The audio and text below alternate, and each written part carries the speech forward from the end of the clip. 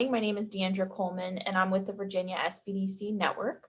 For those of you that are not familiar with the organization, the Virginia SBDC is a partnership program between the U.S. Small Business Administration, George Mason University, and local host institutions throughout Virginia. With 27 locations across the Commonwealth, we provide training and technical assistance to small businesses in their local communities. Our one-on-one consulting services are available at no charge.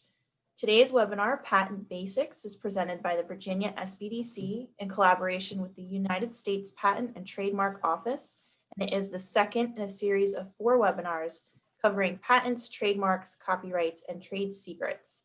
Before we get started, just want to mention a couple of housekeeping items similar to what Amanda was saying. We are recording today's presentation and it will be posted on our website, virginiasbdc.org. Due to the large number of participants in today's webinar, everyone's microphone is muted. If you have questions during the presentation, you can type those into the Q&A box, and time allowing, our presenter will answer them. And like she said, we are going to do at intervals. So if you have questions based on what we're talking about in that section, go ahead and type those in, and we'll stop and kind of check and see what questions you guys have for the presenter today. Today's presentation will be given by Blake Tankersley. Mr. Tankersley is a patent examiner in the Pro Se Art unit, which specializes in assisting applicants who do not have a patent attorney or patent agent. Prior to coming to the Pro Se Art unit, Mr. Tankersley worked as a patent attorney for several years and worked as a patent examiner in the general corporation, examining mechanical and electrical applications. When he is not playing with his 3-year-old son, he enjoys educating people about the patent application process in a clear and hopefully fun way. And now I will go ahead and turn it over to Blake. Thank you, Deandra. So I'm excited to be here. I'd like to first thank Deandra and Amanda here and the VA SBDC for setting this up. I'm excited. We have 87 people signed up for this presentation, so I'm excited to be able to be in front of all of you guys. As Deandra said, these presentation slides are going to be distributed to you and also posted online. So please don't feel like you have to write down everything on the slides, but you may want to take notes separately. I'm going to be talking about how to file a patent application. And this material can be a little bit dry, so to make it more fun, I do like to take questions throughout the presentation, just kind of mix it up and also hopefully give you better information that you may be wondering along the way. So what we're going to be talking about today are all the different types of patent applications that can be filed. We're also going to talk about how you file your applications.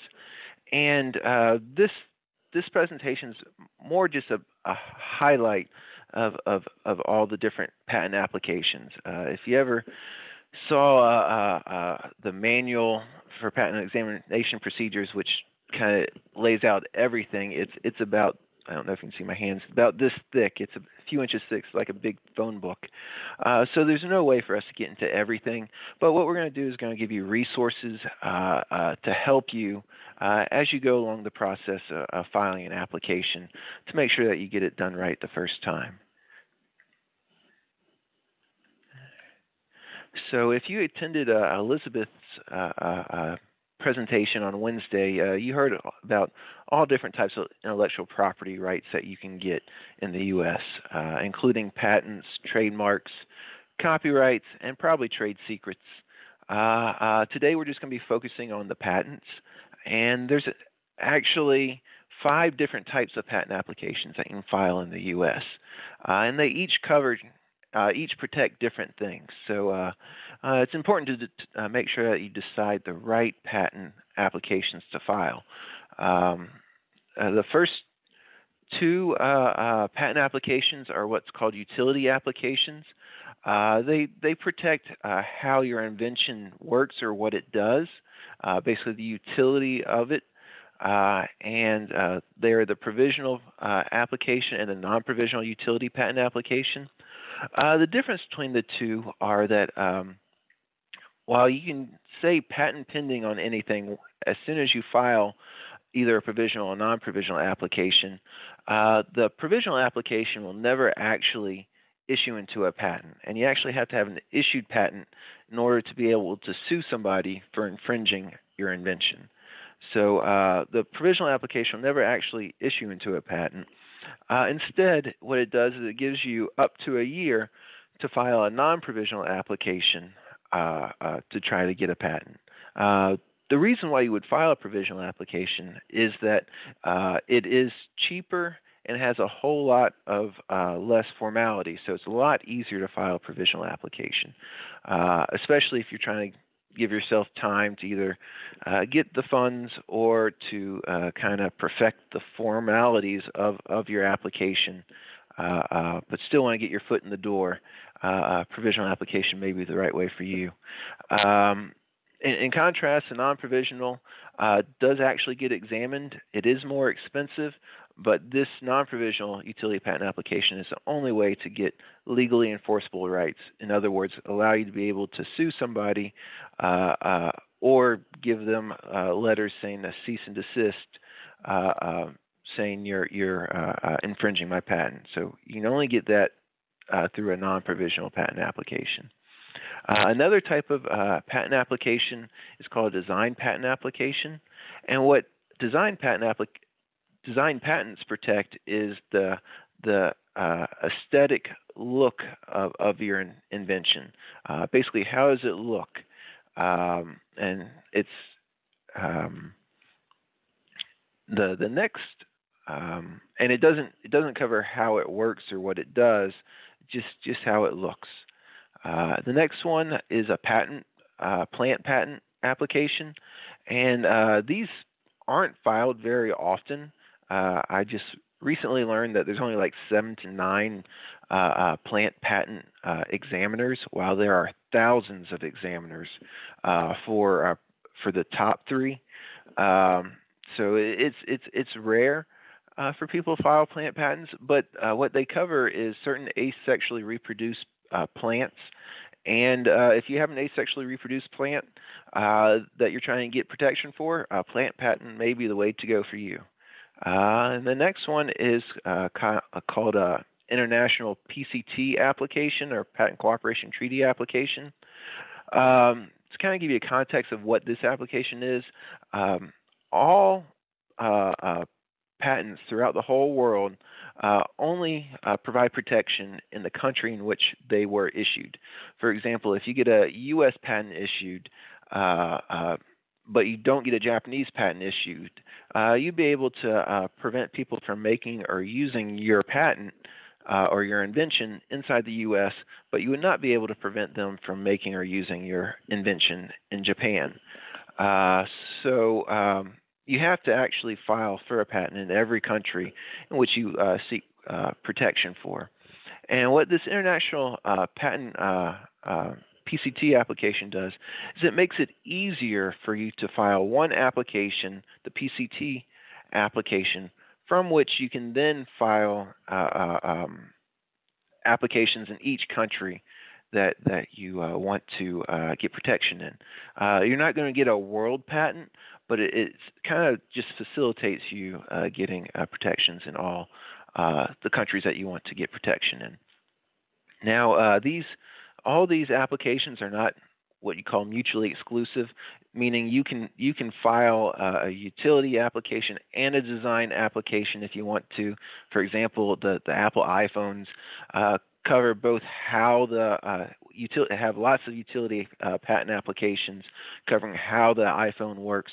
Plus, they have lots of design patents covering. They have a very distinctive look, and that they want to protect that. It's kind of like a brand. They want to protect that, so they have a lot of design patents too. So when you're kind of deciding what type of patent application to file, just know that it's not. You don't have to just choose one. You may have multiple, or maybe just one's more appropriate for you, and that's kind of something you have to kind of figure out as you're going through this process. At this point, I'd like to see if there's any questions. No Looks like questions none so just far. yet. All Nope. right. All right, perfect. All right. So there's three ways to file a patent application. The first one is online using EFS Web. That stands for Electronic Filing System. And anybody can file initially using EFS Web. Subsequent filings, you have to become a registered EFS Web user, but anybody can file it initially. And I actually think it's a really good idea to file using EFS Web because you immediately get a confirmation that you filed.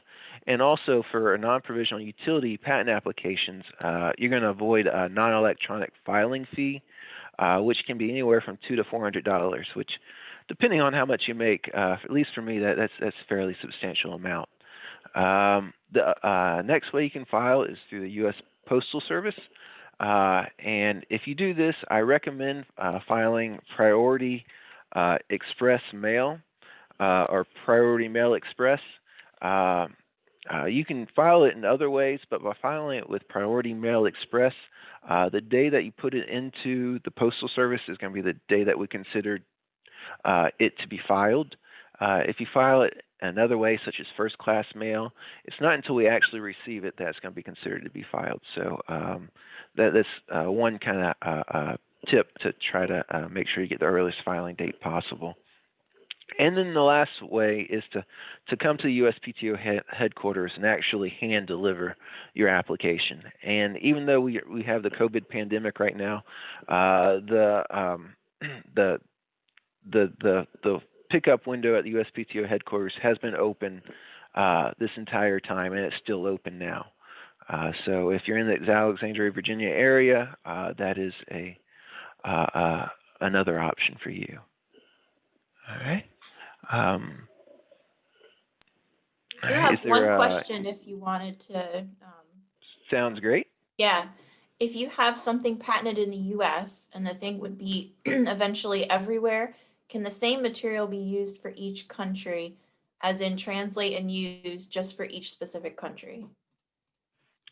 So every country has its own laws, so that you might have to change some things to conform to their laws. But yes, you can file based off the same subject matter in every country.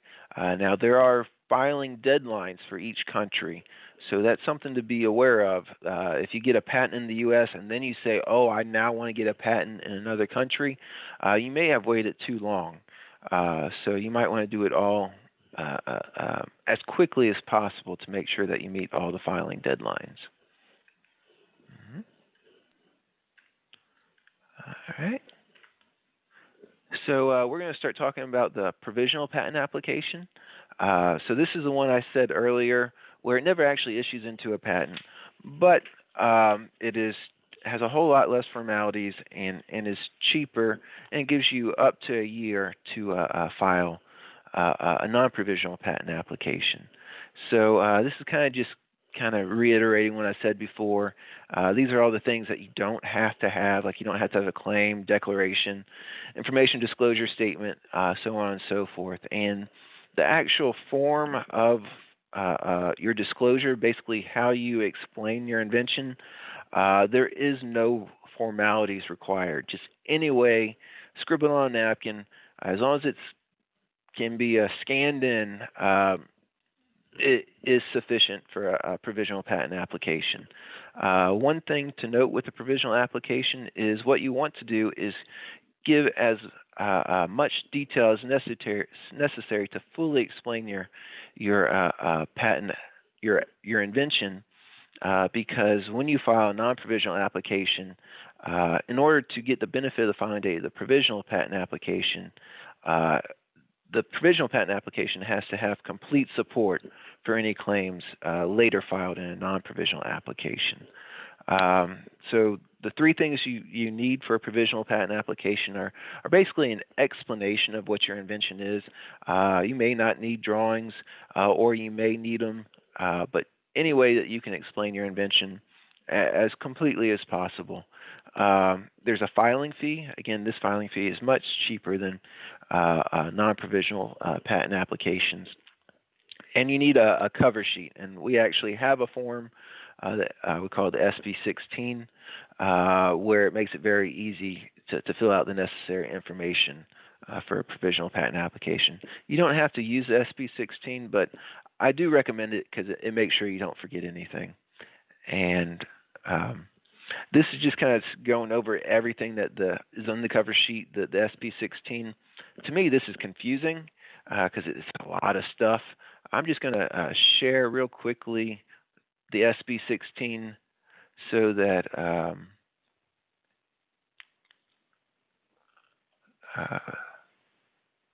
because I think it's just easier if you're.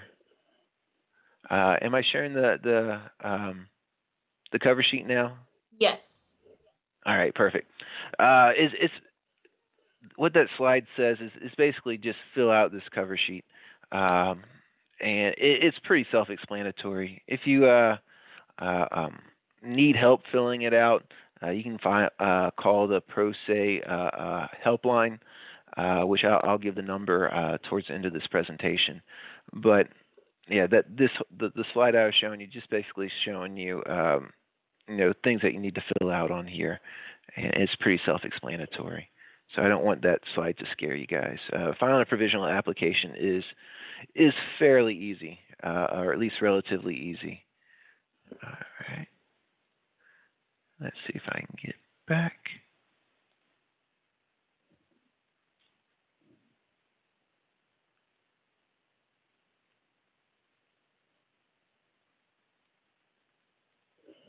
Oop, nope.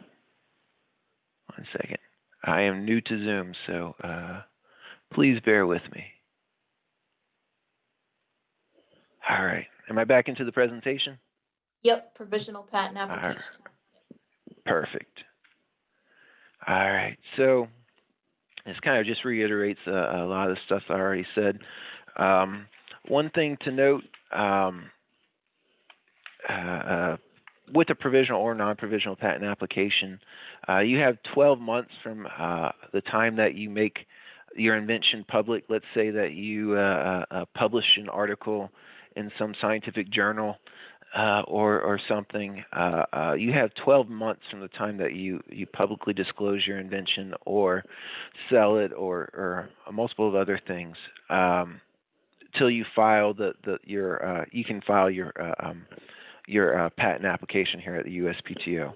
If you're interested in filing in other countries, not all countries give this 12-month grace period. So please keep that in mind. Some of them actually want you to file the patent application before you actually disclose it anywhere. So just keep that in mind if you're thinking about international protections. Also, with a provisional application, you can't claim the benefit of some other application that you filed earlier. Let's say you filed a application in Japan, picking on Japan, and then want to file a provisional application here in the U.S. You can do that, but you're not going to be able to get the benefit of the filing date in Japan. You can file a non-provisional application here in the U.S. and get the benefit of the filing date in Japan, but not a provisional application. And last thing, provisional applications are only for utility applications, not design applications. And at this point, do we have any questions? We do. We have a couple questions. Is it 12 months from the filing date to get the benefit of PCT?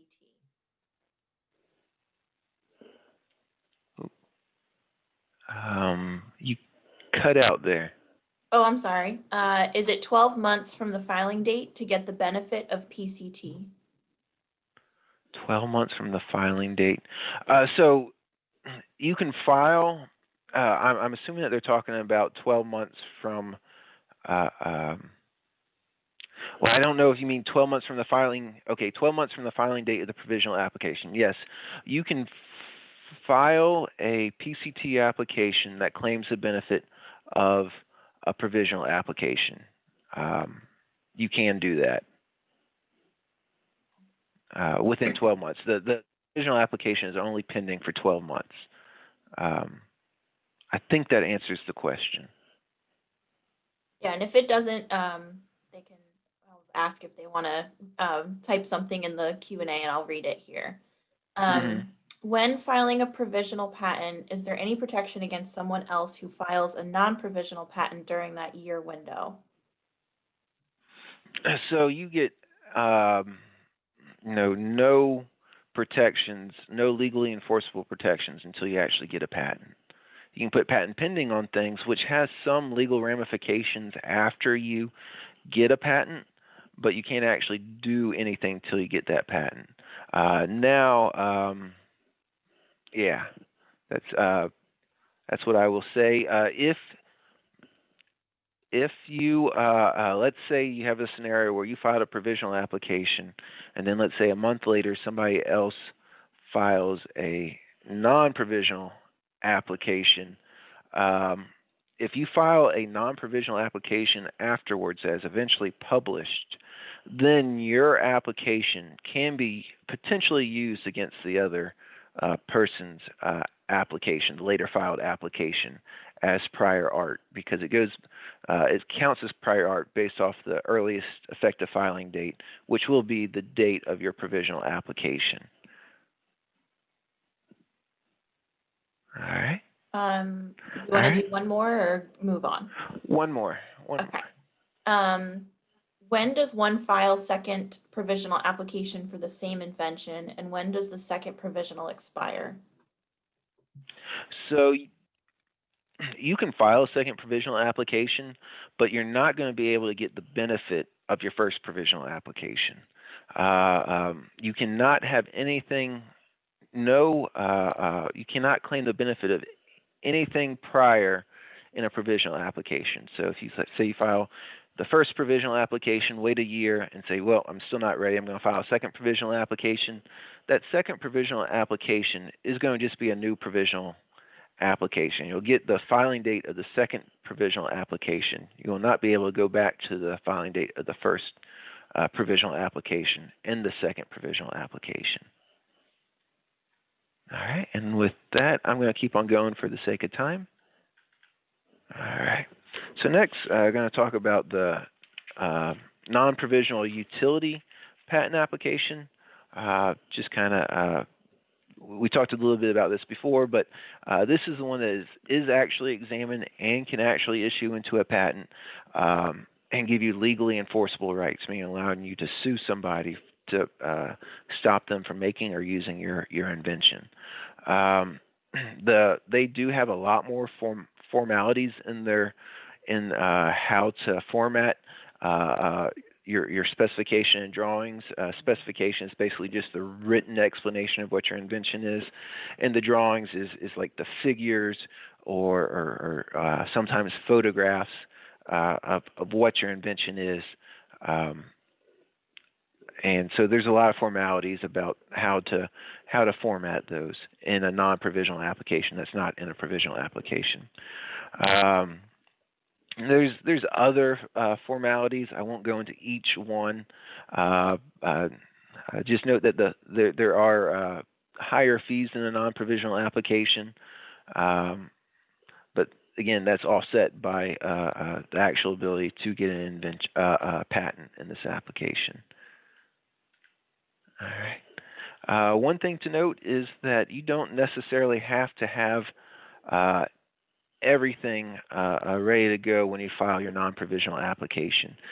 For example, let's say you don't have all the money to pay all the fees for a non-provisional application when you first file. You don't actually have to pay the fees right away. Instead, what will happen is, if you don't pay the fees when you file, is that you'll get a notice from the USPTO basically saying, please pay your fees, and it gives you a 2-month time frame in which to pay those fees.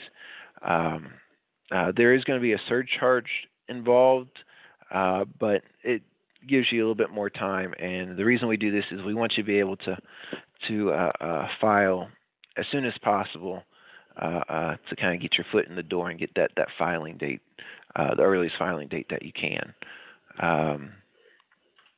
There's some other reasons why you might get a surcharge here that are listed here, but I think the main takeaway is that if you don't have the fees right away, you're going to get an extra 2 months to pay them. All right. Let's see. With everything, especially with a non-provisional application, if you're unsure about something, please ask. It is easier to fix something before you file than after you file. Sometimes it's not even possible to fix it after you file. Some things are fixable. So please ask before you file. Towards the end, I'm going to give the information to the Pro Se Assistance Helpline. Basically, I'm going to give you a phone number that you can call and ask questions. We can't give you any legal advice, but we can answer a whole lot of questions. And I'm a little bit partial because I'm part of that, and I man the helpline. But yeah, please ask. And then this last part about registering for EFS Web, it is very good to register for EFS Web, but it's not necessary.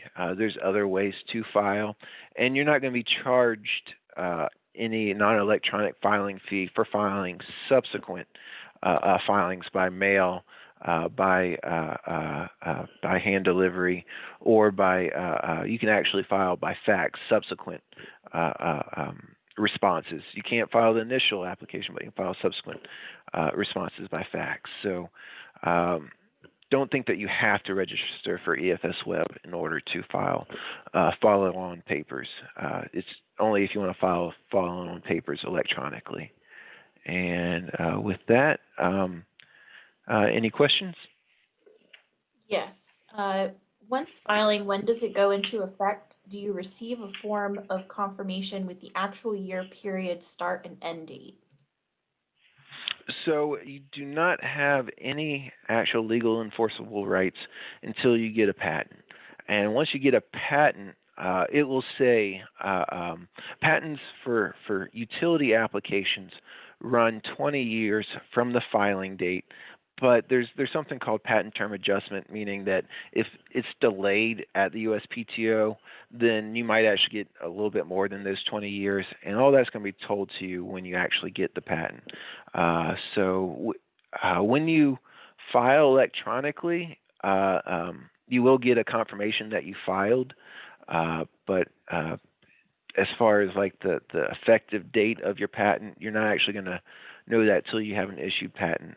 And at that point, you will be told what the actual time frame is. All right. And then you want to do one more? Go ahead. One more.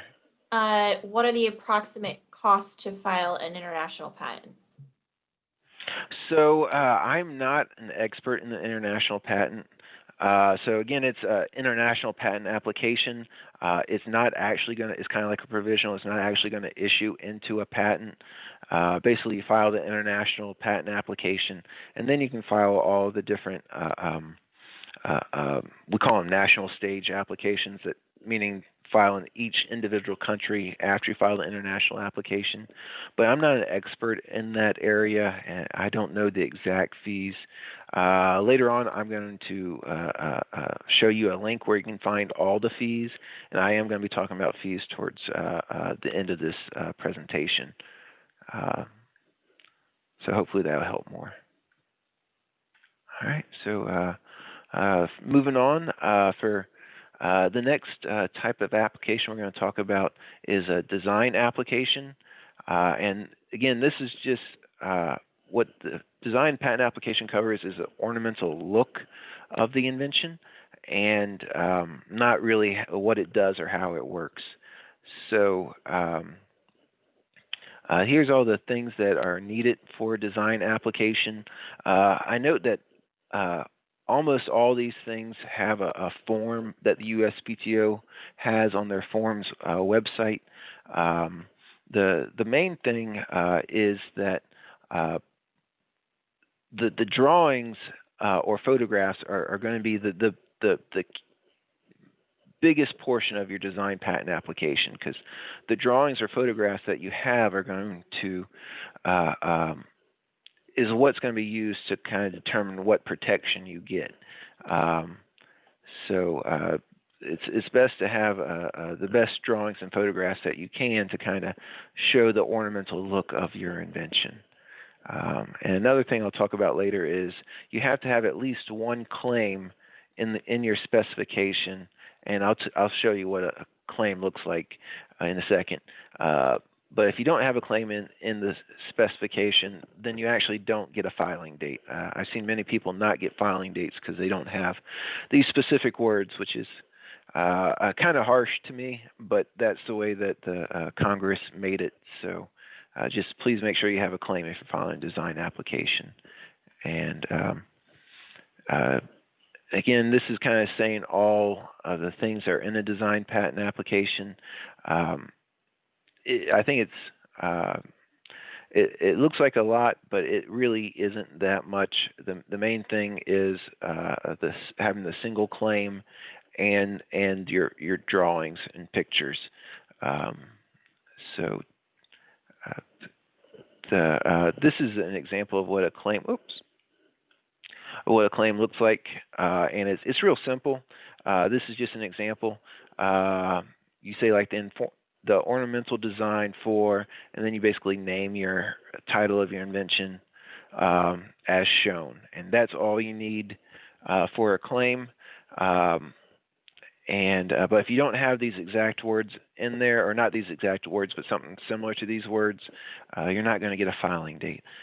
So please make sure you put these words in there to make sure that you actually get a filing date. Talked about earlier, the drawings or photographs are the main key to a design application. That's what's going to be examined, and that's what protections are going to be based off of. So we do recommend having the highest quality that you can to kind of show what the design is. And then, let's see. And there's a design filing guide I didn't actually mention, so I'm going to go back up real quickly. I should have mentioned this earlier. Let's see. Here we go. If you click on this link here, it's going to give you all these different filing guides, which have really great information. You can go to the design filing guide, and it's going to give you more examples of how to format your design patent application. That's going to kind of give a little bit more understanding of what's being asked in design patent application. All right, that's all. All right. All right.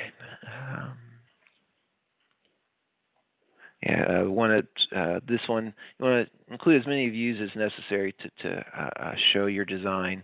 If it's a 3D design, you're probably going to need more views to kind of show the different angles, just to make sure that it's clear. Also, if you want to claim, let's say you have a watch and you want to show the watch on a person's wrist to show that it's a watch and how it's used. The way you do that in design patent application is that you draw the watch with solid lines, and then you can draw the person too, but since you're not claiming the actual person, you're just claiming the watch and the ornamental design of the watch, you draw the person in broken lines to show that you're not actually claiming the person, you're just claiming the watch, but it allows you to still kind of show the environment to kind of give a better understanding of what your invention is. All right, and with that, do we have any more questions? We have one. So should you have the complete filing prior to selling? So, as I said earlier, that's kind of a legal advice type question. You don't have to have a complete filing before you sell it. It's not a requirement of the U.S. government. The U.S. government allows you 12 months from the time you sell your invention to file a patent application. Now, as I said earlier, if you want to file in other countries actually require you to have an application before you sell it or disclose it. So that's kind of a legal advice. It's up to you if you want to do that or not. Some people also worry about, their idea being stolen if they sell it before an application is filed. So it's kind of a business decision. So I'll leave it to the individual whether they feel comfortable doing that or not. All right.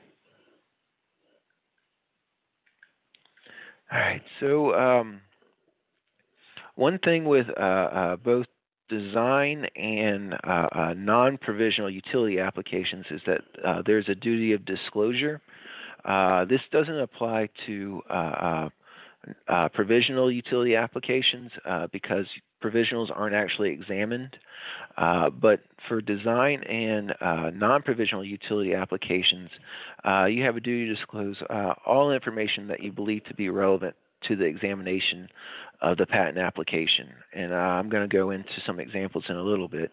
But this is very important and often overlooked by people who are new to the patent system. And the consequence of not actually disclosing all things that may be relevant to the examination is that it is potentially if you sue in court to try to stop somebody from making or using your invention, the defendant might actually say that you did not satisfy your duty to disclose and can potentially actually invalidate your patent. So this is really important, not so much to getting a patent, but more to make sure that it's enforceable and it won't be invalidated later on in court. Basically, almost anybody involved in the patent application process has a duty to disclose. The inventors have a duty to disclose. Those are the people who actually came up with the idea. The attorneys or agents, if you have one, have a duty to disclose. And there's other people who may be involved with the application that have a duty to disclose. Let's say you sell your invention to Ford Motor Company, and Ford Motor Company is actually prosecuting the application, actually trying to get the patent, not you. Ford Motor Company has a duty to disclose as well. So it's a broad net of people who have this duty.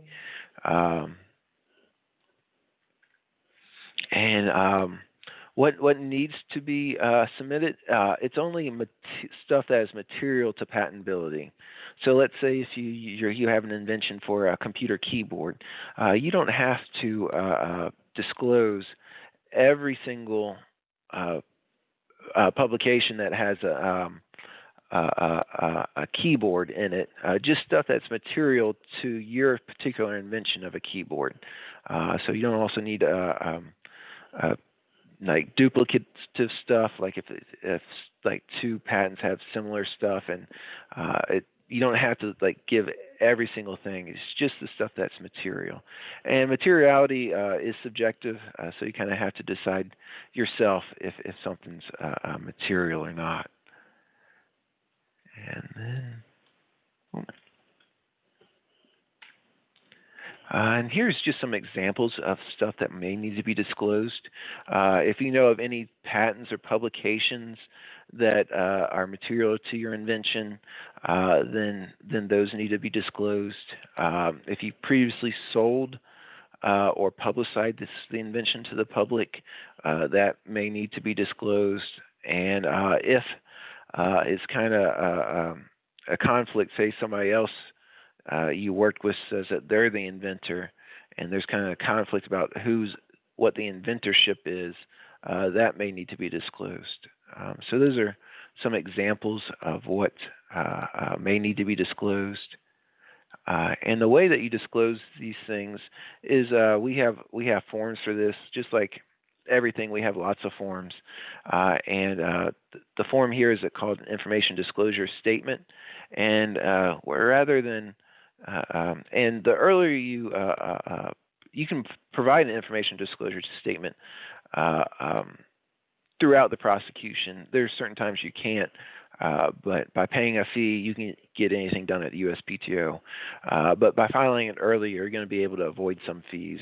And I'm just going to share real quickly an invention disclosure statement, kind of let you see what it looks like, because I find it much easier to understand by just looking at the actual form. Am I sharing the invention disclosure statement? Yes. All right, perfect. So here's the form. This is the official USPTO form. You don't have to use this form, but it's often helpful, so you make sure you don't forget something. And basically, you just like list the U.S. Patent documents or publications or foreign patent documents. You just list it out here. It's important to do it in an information disclosure statement because there's formalities here. If you don't comply with certain formalities, then it won't actually be considered. But if you use this form and fill it out, then it will be considered. And if you have any questions about how to fill out this form, again, I'm going to give you the number to the Pro Se Assistance Helpline at the end of this presentation, or near the end. All right. And trying to get back to the presentation. All right, let's see if I go to the right one. We do have a question. All right, am I back? Yeah. Oh, yeah, go ahead. But I think That was a kind good of this, yeah. Would the duty to disclose be covered if, when you sell the product while in the provisional stage, you include language on the product container, something like patent pending? It is kind of a legal analysis about whether you need to disclose.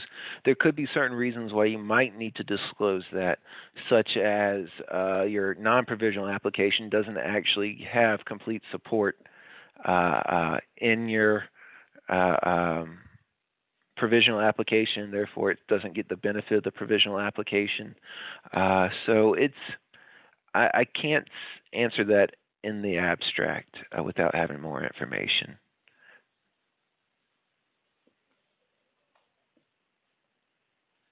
But again, it's only material things. If there's no way for that cell to be considered a prior art against you, meaning if it can't be used against you, then it doesn't seem to be material to me to merit having to disclose it.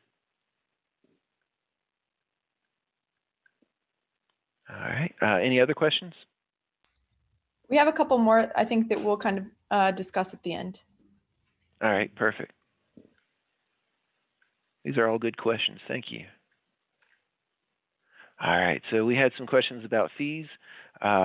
This is just, these are not all the fees. These are just kind of the basic fees that have to be paid in each application, except the non-electronic filing fee here does not have to be paid if you file electronically.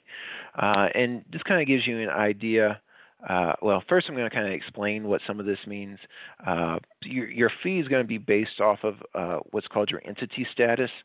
And I'll go into more in that later. But basically, large entity is going to be like Ford Motor Company. It's also called non-discounted entity now. Ford Motor Company, Apple, large entities. The Patent Office does not give them a break in their fees. They have to pay full price. Small entities are anybody who has less than 500 employees and hasn't assigned their application to somebody who has more than 500 employees, you're going to qualify for small entity status, and most of your fees, if you'll see, are about half of what would be for a non-discounted entity. And the last type of entity is called a micro-entity, and we'll go into it more later, but a micro-entity is somebody who's also a small entity, but they qualify as a micro-entity either because they work for a higher education learning facility such as a university, or if they meet certain filing requirements. You filed less than 5 previous non-provisional patent applications, and you make less than a certain amount of money per year as disclosed to the IRS, which currently is around $180,000. If you make less than that, then you may qualify as a microentity. One misnomer, and I'll talk more about this later, is microentity. Just because you're a single person, don't assume that you're a microentity. If you're a single inventor, you also need to qualify either because you work for a higher education system or you haven't filed that many applications and you make below a certain amount per year. And you can see microentities only pay about a quarter of what a non-discounted entity would pay for the most part. There are some exceptions, such as a non-electronic filing fee only paying 50% of what a non-discounted would pay. And also, you can kind of see how I talked about the provisional application. This is the only fee you pay. So if you're a microentity, all you're going to pay is $75. This is the current amount. I checked this November 24th. I note on October 2nd, the fees went up. I think it went up like $5 because of inflation. So do, before you actually pay your fees, check this website here. There's a link right here, and it's going to tell you what the current fees are. Do not rely on something called the Manual Patent Examination Procedures fees in there. They do have fees in there, but the MPEP only comes out every so often, and their fees are most likely out of date. So this is where you go to check for the current fees. And see, a non-provisional patent application, if you actually get it issued, you're going to be paying all of these fees here. You just basically go down the column that you are, your entity status, and then you're going to be paying all these fees. So you can see this is much higher than the provisional application, but it is actually being examined and can potentially issue into a patent. And then the design application, you can see that it's higher than a provisional application, but it's not nearly as high as a non-provisional application. And I wouldn't choose which one of these two to file, the non-provisional or the design application, based off the fees. I would probably choose it based off the subject matter that you're trying to get protected, but it is less because it involves less work to examine. All right. And then I want to continue on about the entity status. Kind of talked a lot about this already, but basically you're either a nonprofit organization such as a university or a person or a small business that has less than 500 people, and you have not assigned, licensed, or otherwise conveyed the interest to a non-small entity. So if you, let's say you're a single inventor, sole inventor, but you assign your invention to Ford Motor Company, you're no longer going to be a small entity because of that assignment. Next, with microentity, you basically have to be a small entity, so you have to qualify based off of this. And then this is based off of gross income. You have an application filing limit. Basically, you can't have more than 5 previous non-provisional patent applications.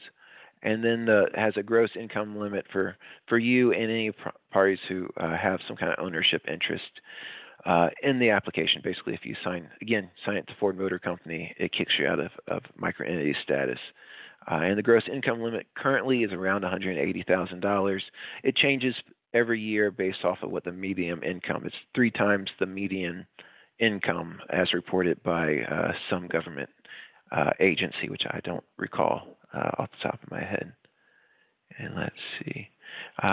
One thing with the micro or the small entity, all you have to do is actually just pay the small entity fees, and that's all you need to do to show that you're a small entity. There's also boxes you can check on some forms, but just paying the small entity fees, we're going to assume that you're a small entity.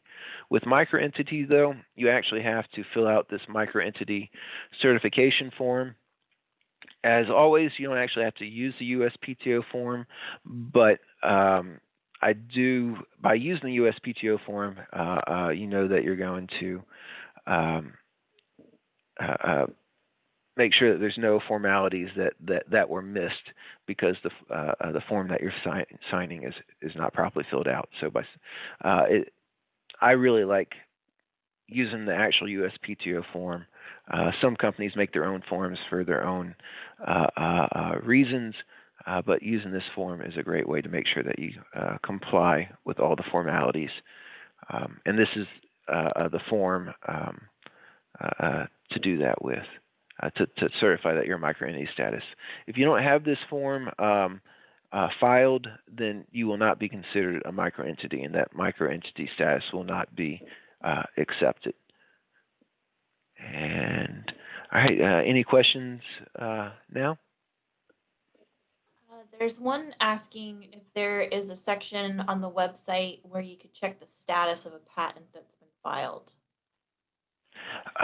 So there is, you can call the Pro Se Assistance helpline, and we can check it for you. Again, I'll give you the number at the end. If your patent application has been published, and it publishes 18 months after the filing date, the earliest effective filing date, as long as you have not put in a request not to publish, then you can use something called public pair, and that will allow you to check the status of the application.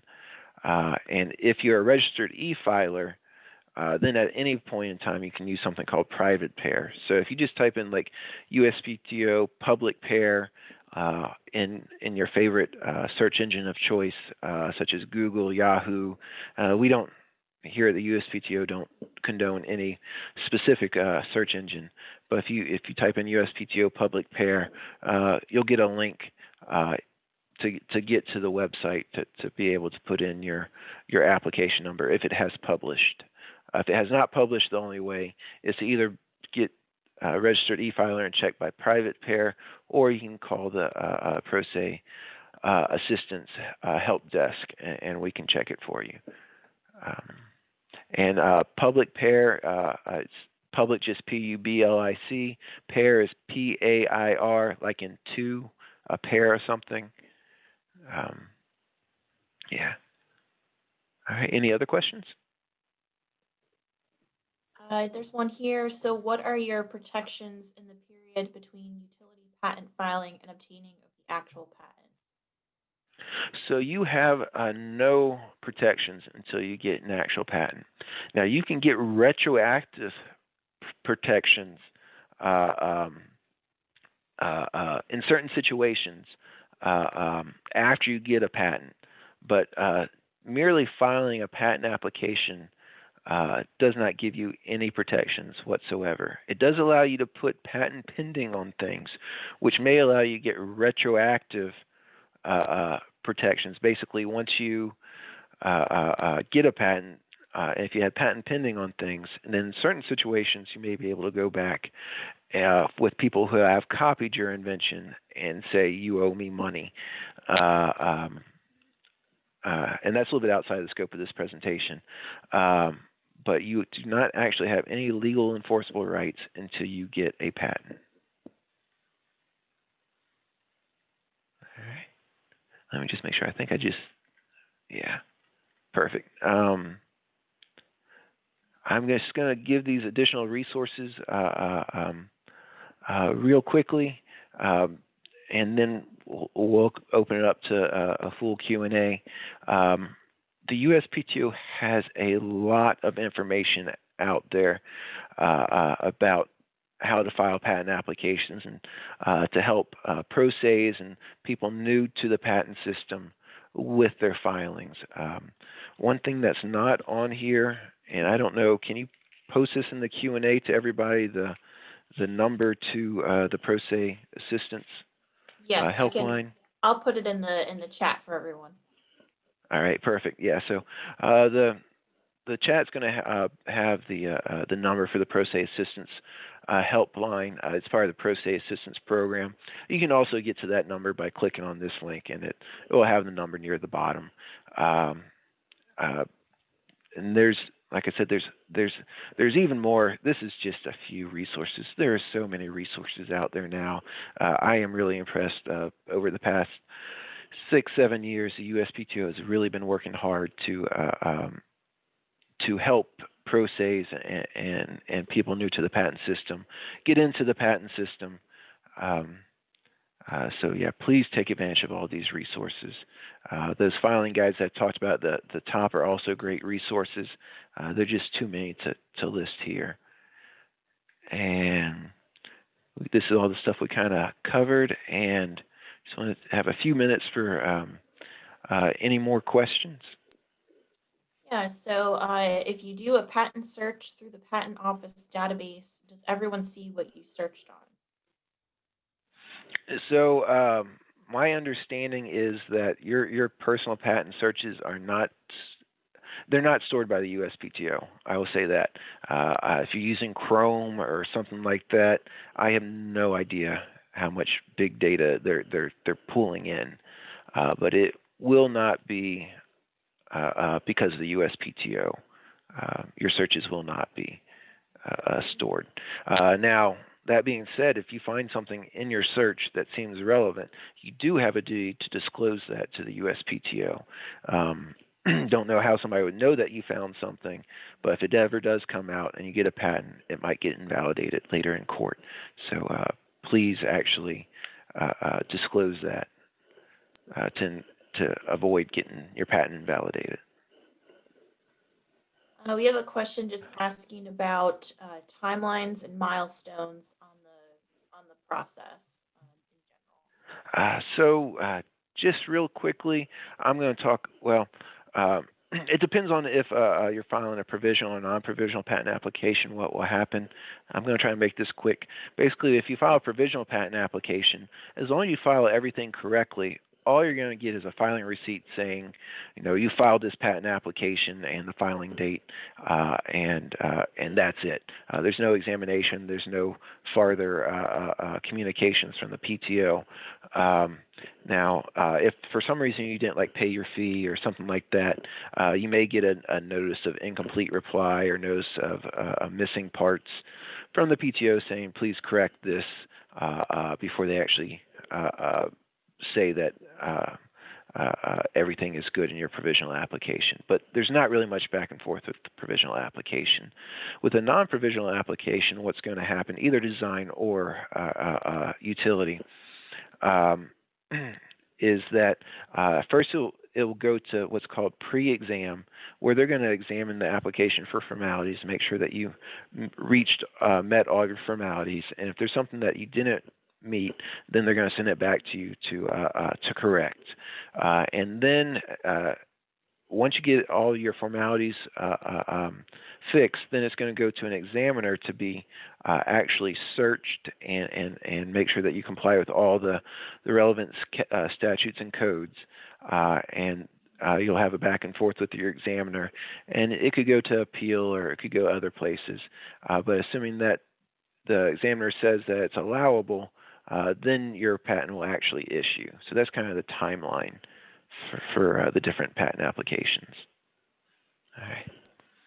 And Awesome. I think we're at 10:01, so I'll go ahead and wrap it up for us. Thank you, Blake. That was great, very informative, and hopefully everyone learned a little something today. You will all be receiving an email with a link to the recording as well as an evaluation. I did put that evaluation, the survey, in the chat window. If you could please help us improve our sessions by filling it out. We have more information about upcoming trainings throughout the entire state, and that can be found on virginiasbdc.org. Part 3 of the series, Patenting Apps and Software, U.S. Patent Practice, is on Wednesday, December 9th. You can all register for that. Also on our website, you can find the business recovery webpage, which we developed to help owners continue business operations during this challenging time.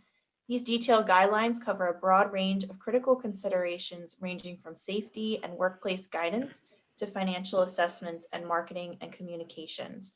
While you can use them by themselves, they were designed to be used in collaboration with the business consultant at your local SBDC. We have offices located throughout the state to assist you. I did put our email address in the chat if you wanted to set up some counseling. It's help@virginiasbdc.org. And you can ask questions there as well. And thank you so much, Blake, and thank you everyone for attending. We hope to see you at the next session. Thank you, Deandra, and thank you for everybody asking such great questions. All right, have a good day, everyone.